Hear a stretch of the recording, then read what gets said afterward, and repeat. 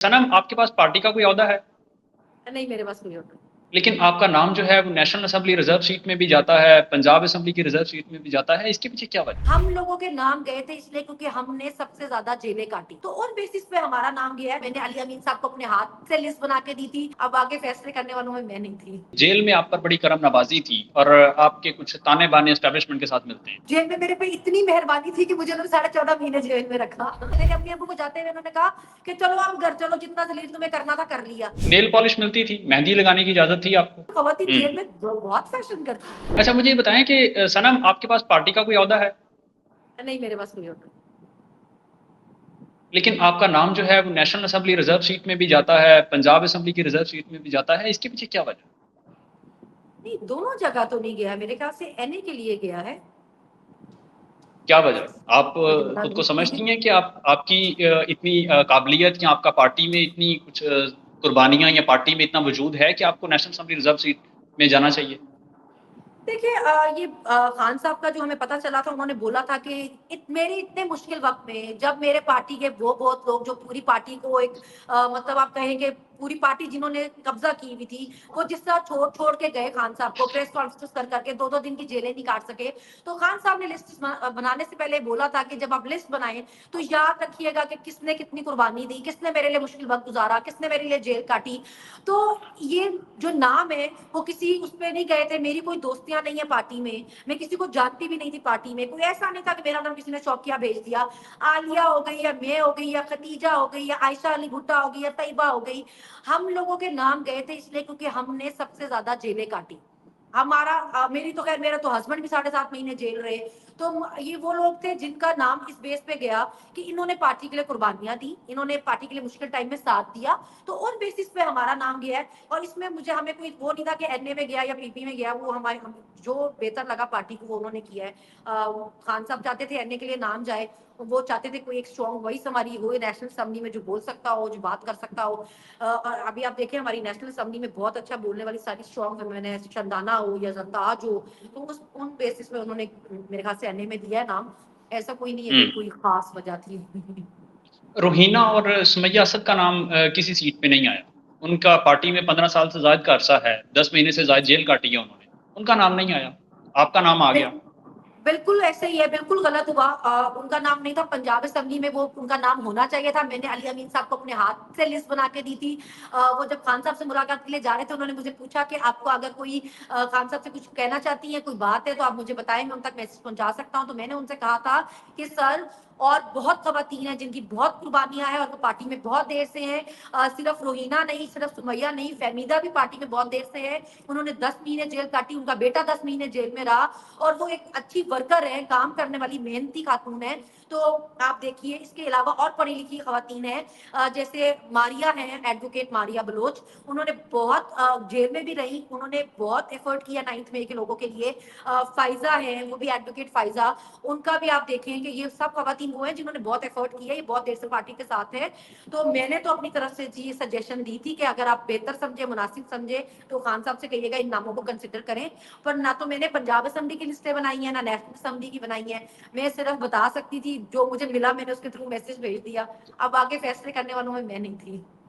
अच्छा, तो उसके ऊपर खान साहब मैंने ने कोई कुछ जवाब मैं दिया था? मेरा नाम जाने पे भी बहुत एतराज था, बड़ा झगड़ा था इस बात पे। वो तो खान साहब ने बोला कि सनम का नाम होगा, वरना तो मेरा नाम भी नहीं जा रहा था। आप क्या बात कर रहे हैं? तो उसके ऊपर जब आपने ये लिस्टें भेजी हैं तो उसके ऊपर खान साहब का क्या जवाब आया था?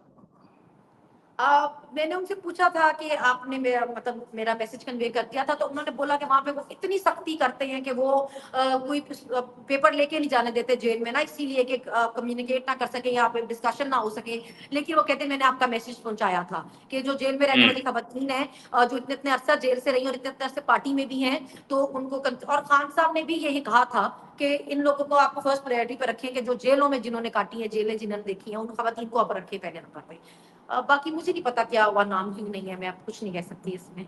लिस्ट मैंने ठीक नहीं है। अच्छा, बनाई। दूसरा सनम, आपके ऊपर एक और इल्जाम लगता है कि जेल में आप पर बड़ी करम नवाजी थी और आपके कुछ ताने बाने एस्टेब्लिशमेंट के साथ मिलते हैं, क्या कहेंगे? जेल में मेरे पे इतनी मेहरबानी थी कि मुझे उन्होंने 14.5 महीने जेल में रखा।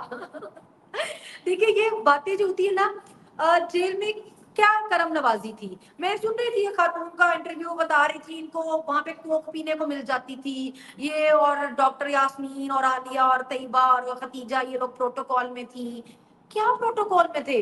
خدیجہ بیچاری کو انہوں نے کرمنلز کے بیچ میں بیرکس میں بند کیا ہوا تھا, وہ اس کو مینٹل ٹارچر کرنے کے لیے بیرک میں رکھتے تھے. ہم کو انہوں نے موت کی چکیوں میں رکھا ہوا تھا, ہم سزائے موت والی چکیوں میں رہتے تھے.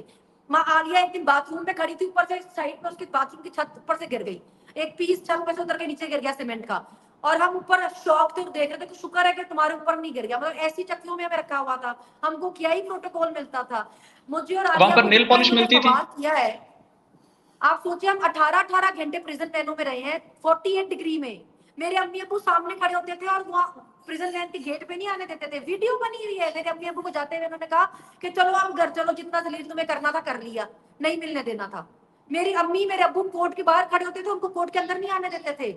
میری بہن کو کہنے لگے تم ملاقات نہیں کر سکتی. میری چھوٹی بہن بیچاری آئی پشاور سے مجھے ملنے آئی, تو وہ اس کو کہے کہ تم مل نہیں سکتی ہو, تم اس کو نا میری سگی بہن ہے, کہنے لگے بے شک سگی ہو آپ اندر نہیں جا سکتی. ہمارے ساتھ ایسا سلوک ہوتا رہا ہے, کیا کرم نوازی تھی ہم پر. مطلب میں تو حیران ہوتی ہوں کہ اگر یہ پروٹوکول تھے جس میں ہمیں رکھا گیا ہے, تو پتہ نہیں اگر برا سلوک کر کے رکھتے تو ہمارے ساتھ کیا کرتے. نیل پالش ملتی تھی, مہندی لگانے کی اجازت تھی آپ کو؟ ہاں یہ بڑا انٹرسٹنگ قصہ ہے. آپ کو پتا جیل میں پارلرز ہوتے ہیں, ٹیسٹا والے جو ہیں وہ این جی او بیس ان کے پارلرز ہوتے ہیں, جو وہ خواتین کو وہاں پہ کورسز کراتے ہیں, ہیئر ڈیزائن اور میک اپ اور سب کچھ, تاکہ وہ باہر نکل کے کچھ لیگل کام کر سکے بجائے اس کے کہ دوبارہ کرے. جب ہماری پہلی عید تھی نا, تو اب ہمیں تو نہیں پتا تھا کہ جیل میں کیا طریقے ہیں کیا نہیں, تو ہم اٹھے صبح اسی طرح منہ دھویا نہیں, اس طرح کپڑوں میں گھوم رہے. ہم جب اپنی چکیوں سے باہر نکلے, باہر اور ہی مال تھا, خواتین وہاں پہ لہنگوں غراروں میں اور ہائی ہیلز میں, اور وہ گھوم رہی وہاں پہ عید صحیح منائی جا رہی, پوری پوری مہندیاں لگی ہوئی, اور ہم دیکھ رہے ہیں اچھا ایسے بھی ہے. تو ہمیں تو یہ پتہ ہی جیل میں رہ کے چلا کہ یہاں پہ سب کچھ چلا ہوا ہے. آپ کی فیملی اگر افورڈ کر سکتی ہے تو آپ میک اپ چھوڑ کے وہاں پہ جو مرضی بلائیں منگوائیں. صرف ایک ایسی چیز ہے جس سے آپ خود کو بھی نقصان پہنچا سکیں اور کسی دوسرے کی جان کو نقصان پہنچا سکیں, وہ الاؤ نہیں ہوتا. اس کے علاوہ آپ کی family nail polish, lipstick, makeup, مہندی جو افورڈ کر سکتی ہے وہ بیچتی ہے, چاہے وہ آپ کو 100 جوڑے بھیجے, 100 جوتے بھیجے, آپ جو مرضی پہنے. وہاں پہ خواتین جیل میں بہت فیشن کرتی ہیں. اچھا. ہم تو رات میں کہتے تھے کہ اگر آپ اچانک رات میں بیرک میں چلے جائیں نا تو آپ ڈر جائیں, کیونکہ وہ رات کے ٹائم ان کا می ٹائم ہوتا ہے, مائی ٹائم ہوتا ہے ان کا, وہ پورا بلیچ اور میک اپ وہ سارا کچھ کرتی ہیں, وہ ایک دوسرے کے فیشیل اور پالشنگ وہ سب رات میں کر رہی ہوتی ہیں. کیونکہ خواتین سیکشن میں وہاں مرد الاؤ نہیں ہوتے, کوئی نہیں آ سکتا میل. اگر میل کسی نے آنا ہو کسی کام سے, کوئی الیکٹریشین ہو یا پینٹر ہو یا کچھ بھی, تو اس کے لیے پہلے پوری فیمیل سائٹ بند ہو جاتی ہے. وہ ان کو بند کر دیتے ہیں بیرکس کو بھی, چکیوں کو بھی, کہ جب تک مرد اندر کام کر رہے ہیں. تو ایسا کچھ نہیں ہوتا کہ وہاں پہ عورتیں تیار نہیں ہو سکتی. اور آپ کو پتا خواتین چھوٹے چھوٹے کام تو ویسے کر لیتی ہیں, یہ پلکنگ شلکنگ ہو یا کچھ بھی, تو وہاں پہ عام ہوتا ہے جی.